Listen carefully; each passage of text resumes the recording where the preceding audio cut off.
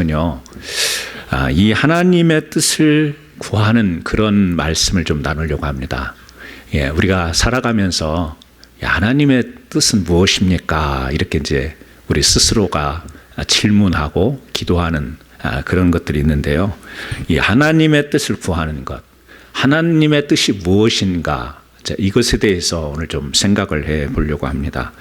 오늘 말씀의 배경은 잘 아시는 것처럼 예수님이 부활하시고 승천하신 뒤에 이제 예수님께서 이 땅에서 사역하실 동안에 12제자를 불렀잖아요. 그 중에 가룟 유다가 이제 예수님을 팔아 넘기고 결혼이 생겼죠. 12명의 제자 가운데. 그래서 베드로를 중심으로 해서 결혼된 한 명의 사도를 이제 충원하는 그런 일을 하는데, 그때 여러 가지 조건이 있었겠지만 성경에 나오는 조건은 뭐냐면 예수님께서 올려 가신 날까지 이 땅에서 행적을 하셨던 것을 직접 목격한 사람. 그래서 22절에 보면 항상 우리와 함께 다니던 사람 중에 하나를 세워 그랬죠. 그러니까 예수님이 살아 계실 동안에 함께 그것을 다 목격하고 또 부활하신 것, 승천하신 것을 목격한 사람, 뭐 이런 이제 조건이, 최소한의 조건이 주어졌는데, 두 사람이 마땅한 사람으로 그때 사람들에게 인식이 됐던 것 같아요. 한 사람은 요셉이고 하나는 마띠아, 두 사람입니다. 그래서 오늘 이 베드로와 더불어서 함께 했던 사람들이 그런 기도를 하는 거죠. 누구를 뽑는 것이 하나님의 뜻이겠습니까? 이제 부활하심을 증거하고 또 복음을 전하는 이 사명을 주님께서 이제 승천하실 때 남기셨는데, 이 제자들은 그 주님의 말씀을 따르기로 순종을 하는 거 아니에요? 순종하기로 작정을 해서 나서는데, 이제 결혼된 사도 한 명을 보충을 하려고 예수님이 말씀하시지 않았습니다. 너희는 이렇게 보충해라, 한 명을 더 뽑아라 말씀하시지는 않았지만, 그들이 복음을 전하라고 하는 주님의 말씀에 순종하기로 작정을 하고 이제 선택하는데, 그 선택의 방법을 제비뽑기를 통해서 이제 하나님의 뜻을 구한다, 이 말입니다.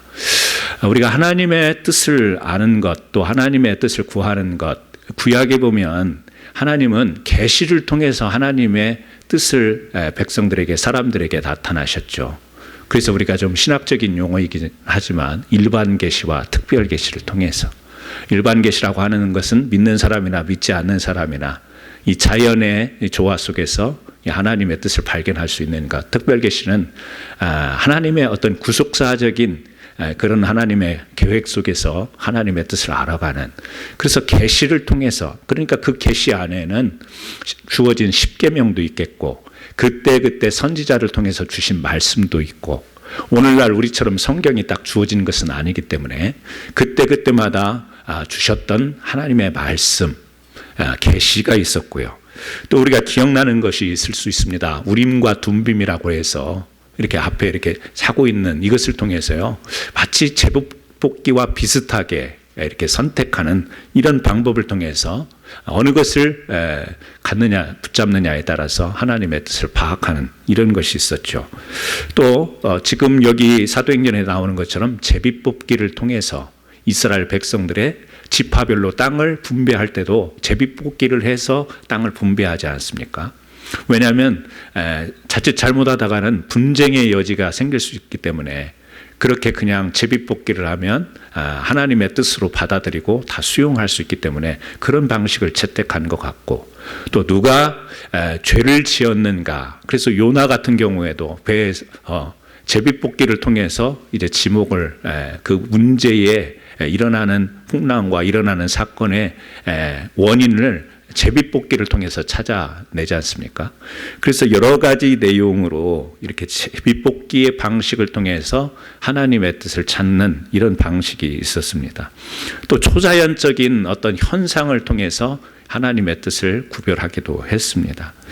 그런데 우리가 이런 구약에 보게 되면 전적으로 하나님의 어떤 그 역사 가운데에 이런 방식들이, 이런 방식을 채택하여 하나님의 뜻을 발견하는 대부분의 직접적인 이 하나님의 뜻이 관련된 이런 방식이라고 볼 수가 있겠지만, 이런 방식이 과연 하나님의 뜻을 아는 온전한 방식이겠는가라고 하는 것에 대해서는 온전하다라는 말은 사용을 할 수가 없죠.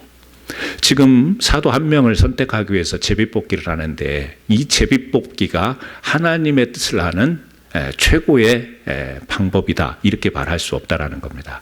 100% 하나님의 뜻을 알 수 있는 방법이다 이렇게 말할 수 없다라는 거죠. 방식이라고 하는 것은 어떻게 보면 채택입니다. 선택해서 하게 되는 방법이에요. 그래서 엄밀하게 보면 이런 게 많아요. 뭐냐면 하나님의 제비를 뽑아서 딱 결정이 됐을 때 이게 하나님의 뜻이다 이렇게 말하는 것보다는 우리가 제비 뽑기를 통해서 이 결과를 그냥 하나님의 뜻으로 여긴다라고 하는 면이 더 많다라고 하는 거예요. 좀 구별하기가 쉽지는 않을 텐데요. 이 결과를 하나님의 뜻으로 여기는 경우가 실제 우리가 이렇게 신앙 안에서 또 개인적인 신앙 가운데서 하나님의 뜻을 구할 때 적용되어지는 부분이 오히려 그 부분이 많다라는 것입니다. 이제 사도행전에 보게 되면 교회가 시작이 되고 7 집사를 뽑지 않습니까? 그때는 제비뽑기를 하지 않습니다. 그때는 어떻게 하냐면 회중들의 의견을 묻죠.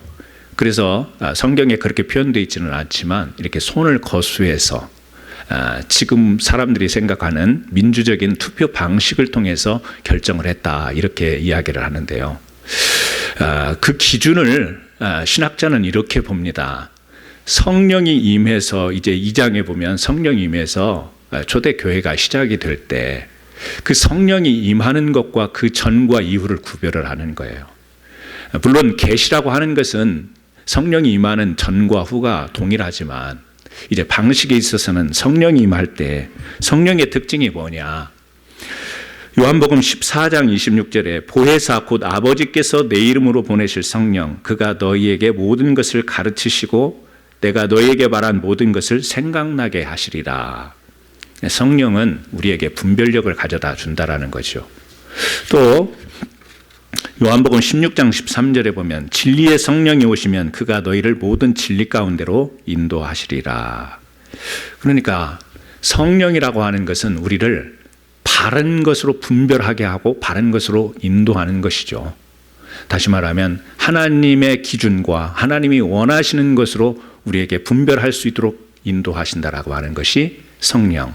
그러니까 그 전에는 직접적으로 하나님이 개입을 하시고 방법을 주시고 이렇게 하지만 성령 시대 이후에는 하나님께서 성령을 통하여 우리 믿음의 사람들에게 분별력을 주시고 이 분별이라고 하는 것이 그거 아니겠어요? 우리가 가진 이성 또 그리고 하나님이 주시는 지혜 이게 결합이 돼서 우리가 분별을 하게 되는데 하나님은 그런 분별력을 우리에게 주신다라고 하는 것이죠.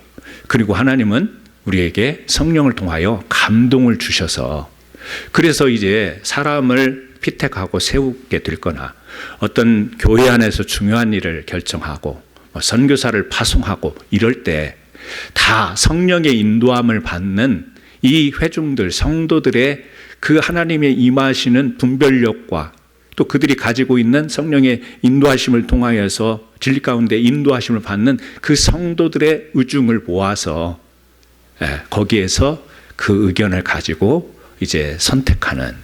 그래서 어떤 사람들은 교회에서 우리가 이제 무슨 회의를 하거나 또 뭐 장로, 안수집사, 권사님 뭐 피택할 때 이렇게 투표를 하는데 교회는 민주적인 방식으로 투표하는 것이 성경적이다 그러는데 그 성경적인 게 아닙니다. 모든 제도는 성경적이다고 이렇게 이야기를 할 수가 있는 게 아니고요. 선택하는 거죠. 채택하는 겁니다. 왜냐하면 그 방식 자체는 온전한 게 아니기 때문에 그래요. 그 방식 자체가 하나님의 뜻이 아니기 때문에 그렇습니다. 오히려 민주적인 방식으로 세상과 견주어 보면 민주적인 방식으로 보이기는 하지만 교회 안에서 뭔가를 결정을 할 때는 그것은 철저히 성령의 인도함을 받는 결정이다. 우리는 이렇게 이야기를 해야 되겠죠. 물론 우리 한 사람 한 사람 의견이 모아지고 또 몇 표가 나왔는가 이렇게 하지만 그 자체를 어떻게 해요? 성령의 인도라는 것은 바른 것으로 인도하는데 우리가 어떤 투표를 하고 선거를 하고 이럴 때에 목적이 뭐죠? 하나님의 영광 아니겠습니까? 하나님의 영광 안에서, 그리고 또 하나님이 맡겨주신 사명을 잘 감당하기 위해서 우리가 어떤 선택을 해야 되는가, 이걸 기도하고 이런 마음을 가지고 하기 때문에 자기의 사사로운 판단과 자기 어떤 사심을 가지고 우리가 투표를 하거나 선거를 하는 게 아니기 때문에, 그것은 민주라고 하는 것은 자기의 생각, 자기의 의지, 자기의 취향을 따라서 의사를 표현하는 것이 민주주의인 것이고, 교회는 성령의 인도함 받는, 그래서 방식을 투표의 방식으로 하나 성령의 진리로 인도하시는 이 성령에 의해서 우리가 방법을 채택하여 결정한다라고 하는 것이죠. 그래서 물론 민주적인 방식이라고 이야기해도 문제가 될 것은 없으나, 우리 신앙인들은 성경의 원리, 그리고 성경이 뜻하는 바를 잘, 지난번에도 말씀을 드렸죠. 개념 정리를 해야 우리가 바른 신앙을 가지고 나갈 수가 있기 때문에, 그래서 여기도 지금 제비뽑기의 방식을 통해서 선택을 하죠. 그런데 이 이후에 대해서 아무런 이야기가 나오지 않아요. 어떤 이야기가 나오지 않냐면 마띠아에 대한 사역의 이야기가 성경에 전혀 나오지 않습니다. 그냥 여기에서 한 번 이름이 등장하고 나오지 않아요. 그 말은 좀 두 가지로 생각을 해볼 수 있는데요. 전혀 이후에 후유증이 없었다. 이 제비뽑기를 해서 그거 무효야 뭐 이런 게 없었고, 요셉이 사도로 뽑혔으면 좋았겠다라고 생각한 사람들이 막 서운해가지고 어떤 시험 든 이야기도 없고, 이제 그런 무리 없는 이야기가 하나가 나오고요. 또 하나는 이제 선택이 됐으면 분명히, 물론 전해져 오는 마치 야사와 같은 이야기는 있지만 성경에 기록은 안 되어 있으니까, 그냥 주어진 본래의 목적은 이 사람을 12사람이 이런 일을 했다라는 것이 아니라 바로 성령이 임하고 교회가 세워지고 복음이 전해지는 이것에 우리 사람의 개개인의 어떤 행적이 드러나기도 하지만, 사람의 행적과 사역이 그게 목적이 아니기 때문에, 특별한 어떤 목적을 가지고 성경은 기록이 되어 있기 때문에 그런 것들이 나타나지 않았다, 이렇게 이제 볼 수 있는 해석이 있는데요. 몰간이라는 신학자가 있어요. 이 사람은 뭐라고까지 이야기를 하냐면, 이 사람은 굉장히 유명한 신학학자입니다. 이때 제비뽑기가 잘못됐다 이렇게 이야기도 합니다. 예수님이 명하지도 않았는데 사도들이 너무 급한 마음에 성령이 임하기 전에 이미 채택을 해서, 사실은 하나님은 바울을 사도로 충원의 요인으로 생각을 하고 있었을 것이다. 다 추측인 것이죠. 그게 정답은 아니죠. 그러니까 그 몰간이라는 신학자가 볼 때는, 성경을 봤을 때 그 11명의 제자와 더불어서 하나님 앞에 진짜 쓰임을 받았던 바울이 바로 거기에 충원이 돼야 되는 인물이 아닌가. 그래서 그들은 성령이 임하실 때까지 기다려야 했고, 성령이 임한 뒤에도 그렇게 하나님은 바울을 세워서 그렇게 할 수 있는데, 이 사람이 이렇게 주장하는 거예요. 들어보면 또 그럴듯하단 말이에요. 왜? 제비뽑기의 방식이 온전한 것은 아니니까. 그러니까 구약에도 서둘러서 이렇게 하나님의 뜻에 비껴가는 그런 것들이 있잖아요. 사울도 그랬고, 급해가지고 자기가 먼저 해보겠다고. 근데 여기 이 장면을요, 그렇게 해석하는 신학자도 있습니다. 맞다고 저는 동의는 하지는 않지만, 이 선택이라고 하는 제비뽑기의 방식, 이것이 하나님의 뜻을 찾는 방식이다. 그래서 오늘날 어느 교단에서는 총회장 선거를 하면 서로 총회장이 되겠다고 하니까, 교단 안에서 정치적인 문제가 되고 분쟁이 발생하니까 제비뽑기로 해서 그냥 결정을 하자. 여러분, 그 교단 안에서 총회장을 뽑을 때 그 선택이 하나님의 정말 뜻을 구하는 것일까, 아니면 분쟁을 막기 위한 방법일 건가, 이런 것도 생각을 해본다면, 제가 말씀드리는 취지는 어떤 방식 그 자체가 100% 하나님의 뜻을 구하는 방식은 아니다. 그것은 우리의 선택이다. 선택은요, 잘못할 수도 있는 거예요. 나중에 잘못할 수도 있는 것입니다. 여러분, 예수님께서 가룟 유다를 제자로 선택을 하셨어요. 잘한 선택이에요? 잘못한 선택이에요? 하나님의 뜻은 뭐죠? 제자들이 참된 하나님의 부름을 받아서 하나님을 증거하고 주 예수 그리스도의 죽으심 장사 부활하심 이 복음을 전하는 참된 제자를 원하시죠. 배반하는 그 유다를 하나님께서 원하셨겠어요? 근데 예수님은 가룟 유다를 그 12명 중에 한 명을 택했단 말입니다. 이 선택이 잘된 건가요? 잘못된 건가요? 하나님이 원하시는 선택이었나요? 원하시지 않는 선택이었나요? 우리는 뭐라고 대답을 할 수 있을까요? 자, 선택과 섭리를 잘 구별을 해야 됩니다. 선택이라고 하는 것, 예수님이 제자로 선택을 했어요. 선택을 했지만 이 가룟 유다는 유혹에 못 이겨 순간 잘못 선택을 해요. 그래서 예수님을 은삼십에 팔아 넘겨요.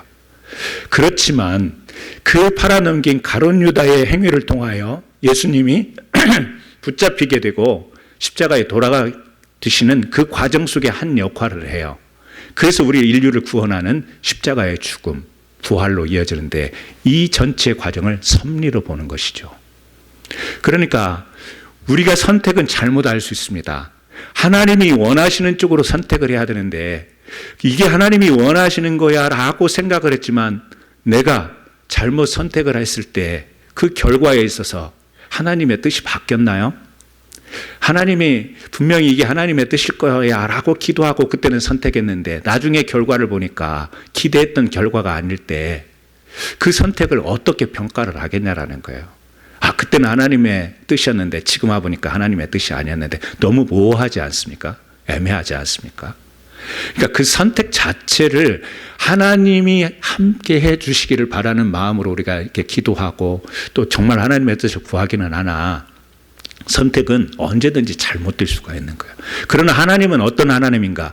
우리가 잘못 선택을 하더라도 그 나중에 어떤 결과가 일어나더라도 그것으로 끝내시고 그것으로 버리시고 그것으로 없애버리는 것이 아니라 잘못 선택했지만 그 가운데서 다시 회복도 할 수 있고 새로운 창조를 할 수도 있고 새롭게 하나님의 뜻으로 다가갈 수 있도록 다시 인도하실 수 있는 그 모든 기회 주심, 용서하심, 이해하심 이 모든 과정들을 통해서 하나님이 끝까지 당신이 계획하시고 원하시는 대로 이끌어가는 것을 우리가 섭리라고 이야기를 하죠.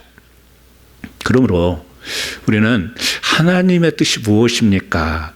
하나님의 원하심이 무엇입니까? 라고 할 때 우리가 조금 구별을 해야 되는 것이 뭐냐면 하나님이 원하시는 것과 하나님이 하시는 일, 하나님이 하시는 일은 섭리고 하나님이 원하시는 것은 우리를 향해서 이렇게 이대로 이런 방향으로 이런 쪽으로 그걸 원하시는 것과 하나님 섭리와 선택을 조금 구별을 해야 된다라고 하는 것이죠. 내가 잘못 선택했지만 그 잘못 선택하여 일어난 실수와 또 잘못을 하나님은 극복해 하시고 다시 바른 것으로 이끌어 주시는 마치 우리가 죄인 됐다가 구원받은 것이 하나님의 섭리인 것처럼 우리 개개인이 작은 것 하나 선택을 해서 실수를 하고 실패를 하더라도 그것을 다시 회복해 하시고 바른 것으로 인도하시는 그래서 우리를 참 평강과 자유와 진리로 인도하시는 그것을 우리가 섭리로 이해하기 때문에 우리가 하나님의 섭리를 구할 수는 없지 않습니까? 하나님 섭리를 이렇게 해주세요. 이렇게 기도를 하지 않았습니까? 전적으로 섭리는 하나님의 영역이기 때문에 우리가 물론 그렇습니다. 여러분 우리가 하나님을 믿지 않는다면 우리가 살아가면서 하나님의 뜻이 무엇입니까? 이런 구함이 필요가 없겠죠. 하나님을 믿으니까 하나님의 뜻이 무엇인가 궁금도 하고 또 하나님이 원하시는 쪽으로 내가 그렇게 어떤 선택을 하기를 바라니까 우리가 그렇게 기도를 하겠죠. 그래서 오늘은요, 이 하나님의 뜻이라고 하는 것을 아주 기초적인 개념으로 좀 오늘 두 가지만 생각해 보려고 합니다. 여러분도 아마 그런 적이 있을 거예요. 이 상황에서 무엇이 하나님의 원하시는 겁니까? 그런데 머릿속에는 잘 모르겠다. 이게 정말 하나님의 뜻일까? 잘 모르겠다. 그런 경험들을 가지고 계실 겁니다. 우리가 하나님의 뜻을 알려고 할 때는 두 가지인 것 같아요. 크게 나누면. 첫 번째는 하나님을 위해서 하나님 때문에 하나님의 뜻을 구하려고 하는 것. 하나님이 무엇을 기뻐하실까? 하나님이 무엇을 원하실까? 하나님께서 내가 어떻게 하기를 원하실까? 그러니까 하나님께 초점을 맞추고 하나님의 뜻을 알려고 하는 경우가 하나가 있고 또 하나는 그 외의 것인데 어떤 것이 나의 미래에 도움이 될 것인가? 내 미래에, 내 앞날에 도움이 될 것인가? 어떤 것이 나에게, 우리 가정에, 내가 소속되어 있는 공동체에, 우리 교회에 더 좋은 결과를 가져올 수 있을까? 그러니까 우리 학생들이 일반적으로 학교를 선택하고 자기 전공을 선택을 할 때, 하나님, 제가 가고 싶은 학교가 있습니다. 제 실력과 이렇게 부합되는 학교를 따져보니 A라는 학교와 B라는 학교가 내가 딱 나하고 적합한데, A를 가는 것이 하나님의 뜻일까요? B 학교를 가는 것이 하나님의 뜻일까요? 내가 이것을 전공하는 것이 하나님의 뜻일까요? 또 어떤 것을 선택하는 것이 하나님의 뜻일까요? 우리가 직장에 취직하면서 내가 유력하게 지원하면 갈 수 있을 것 같은 회사가 3개가 있는데, 하나님, 어떤 회사를 가야 정말 하나님의 뜻이겠습니까? 저는 잘 모르겠습니다. 사업을 시작하려고 하는데 식당을 할까요? 세탁소를 할까요? 하나님, 어떤 사업을 해야 하나님의 뜻이 내 삶 가운데 펼쳐지겠습니까? 실제 제가 여기 우리 교회에서는 아닌데요, 전에 있던 교회에서 그런 상담을 한 적도 있습니다. 목사님, 미국에 왔는데, 이민을 왔는데 이제 조금 생각해 보니 여기서 계속 사는 게 하나님의 뜻일까요? 한국으로 귀국하는 게 하나님의 뜻일까요? 제가 어떻게 대답했겠어요? 저도 지금 그 기도하고 있습니다. 심지어는 우리가 그런 것도 하나님의 뜻을 생각하면서 답을 잘 모르겠다라고 하는 기도를 할 때가 있습니다. 선택의 순간에 우리가 답을 구하는 기도를 하게 되는데요, 수많은 크고 작은 선택의 순간에서 사실은 하나님의 뜻을 구하기보다는 우리를 향한 답을 하나님께 묻는 거죠. 답을 구하는 것입니다. 하나님의 뜻을 물어본다고 표현은 그렇게 하지만 사실은 세상에서 내가 어떻게 살아가는 것이 나에게 좀 더 나은 삶, 좀 더 행복한 삶, 거기에 대한 답을 얻고 싶은 것을, 하나님, A와 B가 있는데 이런 상황인데 어떻게 하는 것이 하나님의 뜻입니까? 이렇게 기도로 표현이 되는 것이죠. 그러니까 우리 사람들에게는 믿는 사람이나 믿지 않는 사람이나 다 어떤 내가 알 수 없는, 내가 모르는 상황에서 초월적인 확실한 결과물을, 대답을 듣고 싶은, 답을 얻고 싶은 마음이 있는 거죠. 그래서 믿지 않는 사람은 점쟁이를 찾아가는 것이고, 우리 믿는 사람은 좀 표현이 맞을지는 모르겠지만 하나님께 그 뜻을 구하는 것, 이런 형식이 될 수 있는 것입니다. 물론 여러분, 우리가 하나님의 정말 작은 것, 사소한 건데도 정말 우리가 하나님 앞에 미주알 고주알 대화하듯이 아뢰면서 그 순간순간 그 작은 것들을 하나님의 뜻 안에서 지혜를 구하고, 정말 작은 거 하나라도 하나님과 함께하고 하고 싶은 그 마음에서 우리가 하나님의 뜻을 구하는 사람도 있습니다. 그런 믿음의 사람이 있습니다. 하지만 많은 경우에 있어서 우리가 막 작은 거 하나하나까지 하나님의 뜻을 구하는 게 아니고, 하나님은 이미 우리에게 성경 말씀, 계시의 말씀을 주셨고, 하나님은 우리 사람에게 누구나 일반적인 은혜로 이성의 이 지식을 갖는 힘을 주셨고, 또 하나님은 우리에게 성령이 인도하심을 따라서 아까도 말씀드렸지만 분별력이라는 것을 주셨기 때문에, 이런 것을 종합해 보면 하나님의 뜻을 우리가 모르는 게 아니라는 거예요. 우리가 자식으로서 부모와 함께 살아가다 보면요, 부모님이 좋아하는 것과 싫어하는 것을 압니다. 내가 부모님과 하루 산 게 아니고 어려서부터 나를 낳아서 나를 길러주신 부모님 밑에서 살다 보면은, 우리 아빠는 무엇을 좋아하고 우리 아빠는 무엇을 싫어해, 우리 엄마는 뭘 좋아하고 뭐를 싫어해. 살아가면 살아갈수록 엄마가, 아빠가 좋아하는 것과 싫어하는 것, 심지어는 내가 이렇게 하면 화를 낼 거야, 이렇게 하면 나를 내쫓으려고 할 거야 까지도 알아요. 파악을 하죠. 그러듯이 우리가 하나님과 함께하는 믿음의 삶을 살다 보면요, 특별하게 하나님이 구약처럼 계시로 우리에게 음성으로 말씀하시고 막 초자연적인 현상을 통해서 보여주지 않더라도, 하나님이 무엇을 좋아하시고 하나님이 무엇을 싫어하시고 이러면 하나님이 벼락같이 혼을 내실 거야 같은 그런 우리가 알미 우리 신앙의 경험 가운데 자동적으로 그렇게 생기고 형성되는 것을 알 수가 있죠. 그래서 신앙이라고 하는 추구는 개념 같지만 하나님의 영광을 위해서 우리가 그게 1차적인 거고 그 영광에 우리가 참여하는 것이고 또 우리가 그와 더불어서 함께 그 영광을 누리면서 살아가는 것이 신앙인데 그래서 우리가 하나님의 뜻 그러면 이것은 분명해요. 뭐죠? 하나님의 영광과 관련이 되어 있다는 거. 또 뭐죠? 이 하나님의 뜻이라고 하는 것은 하나님의 기준과 연관되어 있는 거죠.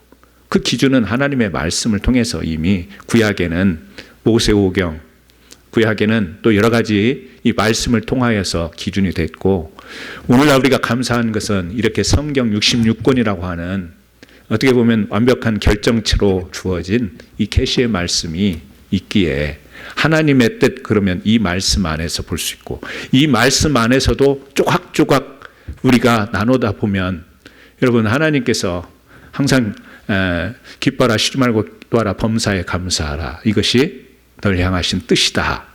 그게 뜻의 다가 아니라 계시에 담겨 있는 부분 부분에 하나님의 뜻들이 담겨 있잖아요. 이 세대를 본받지 말고 하나님이 기뻐하시는 것이 무엇인지 분별하고 살아라. 이 주신 말씀 하나하나 조각조각들이 이제 퍼즐처럼 종합이 되어서 계시의 말씀을 이루는데 이 말씀을 통하여 기준이 세워진 것 그것이 하나님의 뜻 아니겠어요?